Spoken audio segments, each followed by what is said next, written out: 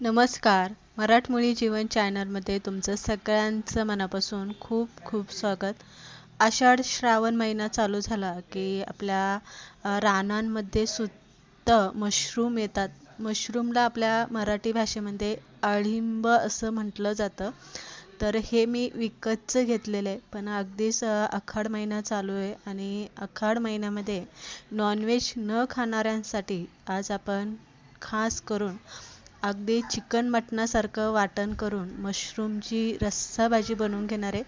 सगळ्यात पहिलं आपल्याला मशरूम इथे साफ करून घ्यायचे. तर साफ करताना कोमट पाणी घ्यायचं आणि कोमट पाण्यामध्ये स्वच्छ धुवून आपल्याला पाठीमागचा जो दांडा असतो मशरूमचा तो काढून घ्यायचा आणि त्यानंतरनं या पद्धतीने आपल्याला याची वरची जी साल असते ती साल आपल्याला इथे काढून घ्यायची. साल काढल्याच्या नंतर बघू शकता एकदम पांढरा शुभ्र असा आपला मशरूम दिसतोय. याच पद्धतीने आपल्याला पूर्ण साल आपल्याला इथे मशरूमची काढून घ्यायची आहे. अशा पद्धतीने स्वच्छ केल्यामुळे काय होतं, मशरूम हे मातीमध्ये आणि जमिनीत येत असतं. तर जंतूंचं प्रमाणसुद्धा मातीमुळे खूप असतं. त्यामुळे आपल्याला हे असं व्यवस्थित मशरूम सगळ्यात पहिलं साफ करून घ्यायचं.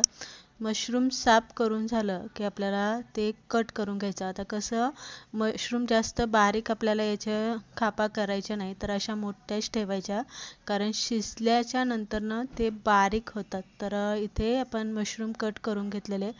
पाठीमागचे दांडे ते सुद्धा आपल्याला अशा 2 भागांमध्ये आपल्याला सुरीने कट करून घ्यायचं. या पद्धतीने ते दांडे फेकून द्यायचे नाही, त्यामध्ये भरपूर सारं असं आपल्याला जीवनसत्व यामधून भेटत असतं. तर मशरूम आपल्या इथे साफ करून झालेलं आहे. त्यानंतरनं परत एकदा आपल्याला मशरूम चांगलं धुवून घ्यायचं. जोपर्यंत मशरूम पूर्ण पाणी जे आहे ते लालसर न निघता एकदम स्वच्छ होईल तोपर्यंत आपल्याला स्वच्छ धुवून घ्यायचं. त्यानंतरनं आपल्याला त्यामध्ये 1 चमचाभर मीठ घालून थोडंसं हलकंसं आपल्याला हे गरम पाण्यामध्ये उकळून घ्यायचं. ही आपली सगळ्यात महत्त्वाची स्टेप झाली मशरूम बनवताना.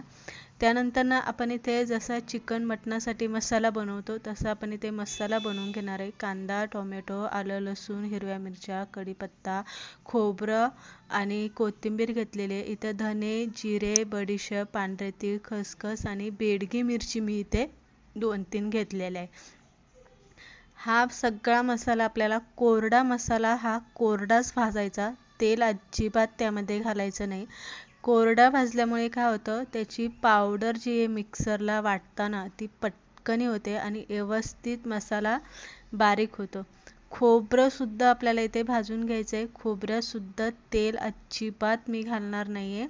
तर आपल्याला बिना तेलाचंच या पद्धतीने भाजून घ्यायचं. खोबरं भाजून झालेलं आहे. आता आपल्याला ओला मसाला म्हणजेच कांदा, टोमॅटो आपल्याला यामध्ये वापरलेला आहे, तो आपला ओला मसाला भाजून घ्यायचा. कांदा भाजताना मात्र आपल्याला यामध्ये पळीभर तेल घालायचं, त्यामुळे कांदा पटकनी भाजला जातो आणि कांद्यातला जो वास असतो तो सुद्धा निघून जातो. त्याचबरोबर आपण इथे आलं, लसूण आणि हिरव्या मिरच्या अगदी मी इथे 2-3 घेतलेल्या आहे. ऑप्शन आहे, नाही घेतल्या तरी चालेल, पण मसाला हिरवा किंवा ओला मसाला वाटताना हिरवा मिरच्या त्यामध्ये घेतला की त्याची चव आणखी वाढते. त्यानंतरनं कांदा आपण भाजून घेतल्याच्या नंतरनं त्यामध्ये टोमॅटो, कढीपत्ता आणि कोथिंबीर घालायची. अर्धा चमचाभर आपल्याला यामध्ये मीठ घालून हा मसाला आपल्याला चांगला शिजवून घ्यायचा आहे. आता इथे बघू शकता मसाल्याचं जे प्रमाण आहे ते एकदम कमी झालेलं आहे, व्यवस्थित शिजला गेलेला आहे. एका ताटामध्ये थंड करायला ठेवायचा. त्यानंतरनं जो आपला कोरडा मसाला आहे तो कोरडा मसाला आपल्याला इथे सगळ्यात पहिला वाटून घ्यायचा. म्हणजे काय होतं, तो पटकनी वाटला जातो आणि दुसरी गोष्ट म्हणजे खोबरं, धने वगैरे चांगले बारीक होतात. त्यानंतरनं आपल्याला ओला मसाला यामध्ये घालायचा कांदा टोमॅटोचा. तो घालताना मात्र यामध्ये आपल्याला अगदी थोडंसं पाणी वतायचं आहे आणि एकदम बारीक अशी आपल्याला इथे वाटून घ्यायचं. तर इथे झाला आपला मसाला बनवून. मसाल्याचा कलर थोडासा हिरवा आहे कारण आपण त्यामध्ये कोथिंबीर घातलेली आहे त्यामुळं. कढईमध्ये पळीभर तेल घालायचं, जिरी मोहरी यामध्ये घालून घ्यायची. त्यानंतरनं बारीक चिरलेला 1 कांदा आणि कढीपत्ता घालून कांदा तेलामध्ये चांगला परतून घ्यायचा.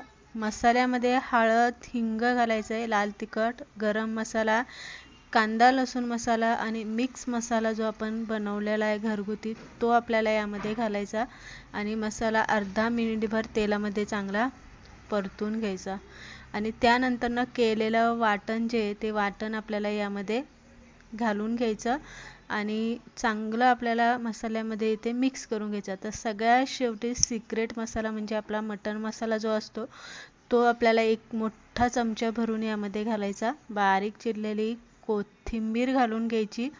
मसाला चांगला वर खाली करून हलवून घ्यायचा. झाकण ठेवून 5 मिनिटभर आपल्याला मसाला तेल सुटेपर्यंत चांगला परतून घ्यायचा.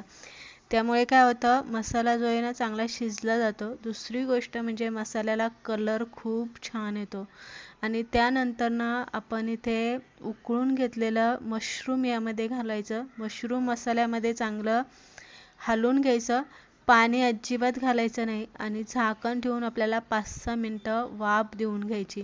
अगदी चिकन सारखंच याचं जे बनवले जाते भाजी अगदी तशीच होते आणि चिकन सारखंच त्याला पाणी सुटतं. चिकन सारखंच ते शिजल्याच्या नंतर बारीक त्याची साईज होते. बघू शकता पाणी सुटलेले. मशरूमची साईज जी आहे ती एकदम बारीक झालेली आहे. त्यानंतर आपल्याला यामध्ये पाणी घालून घ्यायचं. आता मशरूमचा रस्सा बनवताना शक्यतो ते जास्त घट्ट अजिबात बनवायचा नाही. जर जास्त घट्ट बनवला तर मशरूम हे गिळगिळीत लागतात. म्हणून रस्सा आपल्याला इथे पातळ बनवायचा, त्यामुळे तरीसुद्धा खूप छान येते. सगळ्यात शेवटी चवीप्रमाणे मीठ घालायचं आहे आणि बारीक चिरलेली कोथिंबीर घालून व्यवस्थित आपल्याला इथे रस्सा हलवून घ्यायचा आणि एक चांगली खळखळून अशी उकळी काढून घ्यायची. आता उकळी येण्यासाठी मी पळी तशीच ठेवलेली आहे आणि वरून झाकण ठेवलेलं आहे, म्हणजे चांगली उकळी येते. दुसरी गोष्ट, वाफ निघाल्यामुळे चांगली तरीसुद्धा सुटते. बघू शकताय अगदी 10 मिनिटानंतर छान अशी तरी आलेली आहे. रस्सा एकदम वास सुटलेला झाकण काढल्याच्या नंतर. मशरूम चांगले शिजले गेलेले. अशा पद्धतीने आज आपण नॉनव्हेज न खाणाऱ्यांसाठी छान अशी मटन चिकनच्या तोडीस तोड आपण व्हेजिटेबलमध्ये मशरूमचा रस्सा बनवून घेतलेला आहे. रेसिपी अगदी साध्या सोप्या पद्धतीने दाखवलेली आहे. आवडली तर